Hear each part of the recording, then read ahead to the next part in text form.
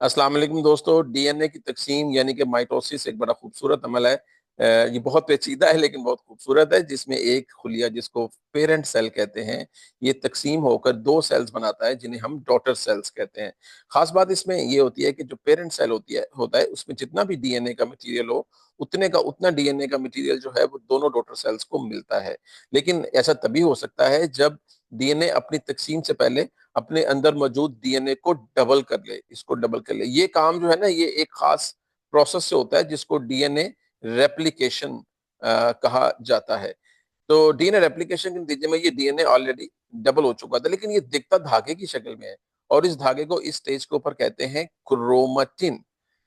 लेकिन जब डीएनए की तकसीम होती है तो ये क्रोमेटिन इकट्ठा होना शुरू होता है। जब ये इकट्ठा होगा, कंडेंस होगा, तो ये छोटा और मोटा दिखेगा। और उसके बाद शुरू होती हैं माइटोसिस की चार फेमस स्टेजेस, जिसमें से पहली स्टेज को बोलते हैं प्रोफेज, दूसरे को बोलते हैं मेटाफेज, तीसरे को बोलते हैं एनाफेज और चौथे को बोलते हैं टेलोफेज। प्रोफेज के अंदर जब डीएनए इकट्ठा होकर क्रोमोसोम की शक्ल में नजर आना शुरू होता है तो हर एक क्रोमोसोम पहले से ही डबल हो चुका होता है। तो एक चीज या एक टुकड़ा जो नजर आ रहा है आपको क्रोमोसोम्स का, एक्चुअली दो क्रोमोसोम से मिलकर बना होता है जो कि आपस में चिपका होता है एक खास स्ट्रक्चर की मदद से, जिस स्ट्रक्चर को हम बोलते हैं सेंट्रोमियर। ये स्ट्रक्चर कई लिहाज से इंपॉर्टेंट भी है क्योंकि खुलिये की तकसीम के दौरान आगे चलकर स्पिंडल फाइबर्स इसी सेंट्रोमियर के ऊपर अटैच होते हैं।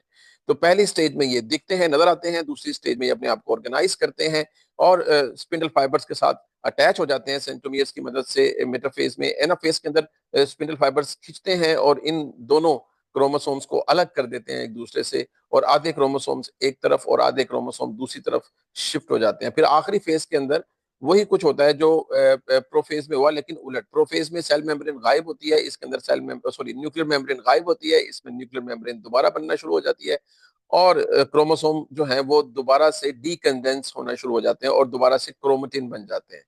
और इस तरह से खुलिये की तकसीम मुकम्मल होती है। अब हम इस अमल को देखते हैं एक वीडियो की मदद से और जानते हैं, समझते हैं कि ये अमल एक्चुअली दिखने में कैसा है।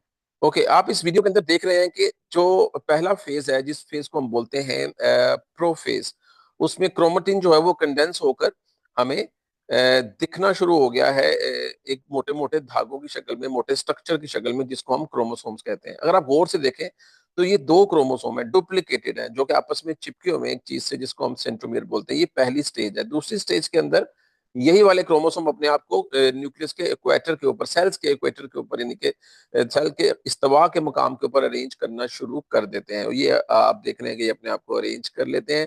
और इस दौरान स्पिंडल फाइबर्स जो कि जनरेट होते हैं एक खास स्ट्रक्चर से, जिनको हम सेंट्रियोल बोलते हैं, वो भी खुलिये की तकसीम के वक्त तकसीम होकर दो सेंट्रियोल बनता है, जो एक तरफ और दूसरा सेंट्रियोल दूसरी तरफ चला जाता है। उनसे स्पिंडल फाइबर्स बनते हैं जो जाकर खुद को अटैच कर लेते हैं सेंट्रोमियर के साथ, जिसके बाद वो खींचना शुरू होते हैं और खींचने के नतीजे में वो इन क्रोमोसोम्स को अपनी जानिब जो है वो खींच लेते हैं या अपनी तरफ खींच लेते हैं। जैसे चार क्रोमोसोम एक तरफ, और सॉरी, आधे क्रोमोसोम एक तरफ और आधे क्रोमोसोम सेल्स के दूसरी तरफ चले जाते हैं। इसके बाद आखिरी स्टेज शुरू होती है जिसमें न्यूक्लियर मेम्ब्रेन बनती है और चारों क्रोमोसोम एक बार फिर डीकंडेंस होकर क्रोमेटिन की शक्ल इख्तियार कर लेते हैं। इस तरीके से खुलिये की तकसीम होती है।